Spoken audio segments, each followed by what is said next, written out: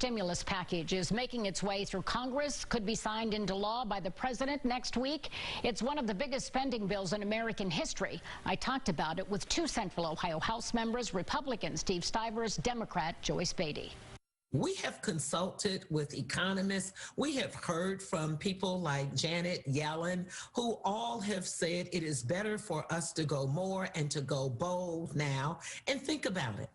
Giving those dollars to those families who are still in need now, what do? They spur the economy. They go out and they buy food. They buy things for their family. So the dollars go back into the economy and you help people who are in need. It also allows people to be able to not only help the economy, but people to go back to work, for our children to have the things that they need. And many of these things are because of COVID-19. It's not just a healthcare pandemic. It's because of the economic reckoning on our society. It's because of the injustices, whether that's housing or the environment. So all of this package is a part of keeping people safe and healthy. If it's focused on relief of people in the pandemic and helping fight the pandemic, you only 8% of the money. It's almost a $2 trillion bill, $1.9 trillion.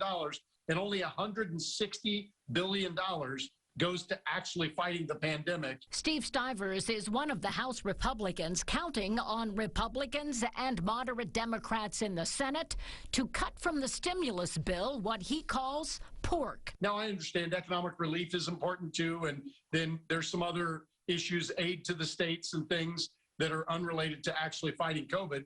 But I'd like to see us thin it down a little more. I'd like to be able to support it when it comes back from the Senate, and I'm hopeful that they do their job. I know Joe Manchin's been talking about thinning it down because we've already spent $4 trillion on this. In an effort to win support from the GOP, President Biden agreed to lower the income threshold for the $1,400 check to $75,000 per individual, down from $100,000.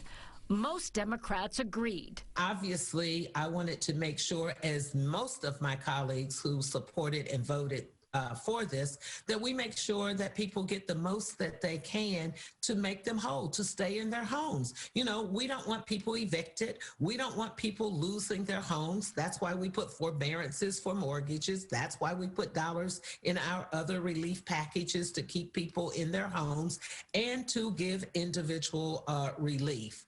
So we need to make sure that the people get the relief that they need. And I'm not saying I don't want to spend any more money. I just want to make sure that money is targeted to the people that need it.